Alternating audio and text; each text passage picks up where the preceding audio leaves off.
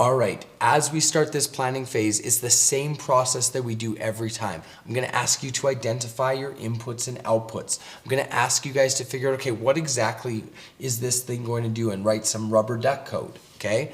What should this thing do? What should be the things that trigger the responses, inputs and outputs? So first step in this process, number one, we have to identify our inputs. What are we putting in? Now, I'll give you a hint.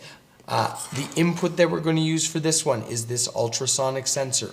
I'll give you a little bit more information in the future, but as always, the place where we start is the data sheet. The data sheet here tells us all about that particular object, gives us some information about how it works, oh, you guys can't see that, sorry, my apologies. The data sheet here tells us exactly where how it works, what it needs to function, how do we wire it up. Note in this case there are 4 connections that we need to know about, and then test code to make it work, including what we're going to be using, something new called a library. So we'll get to that in just a little bit. For our output, we are going to be using this micro servo. We can set this at various angles and positions and control it that way.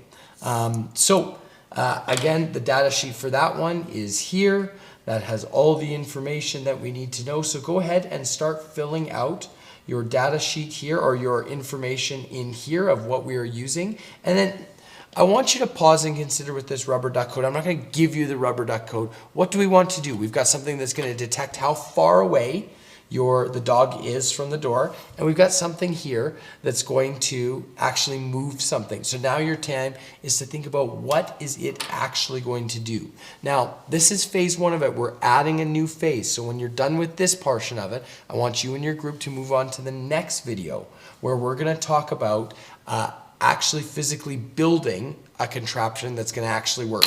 So you can head on, once you're done that part, to the next video.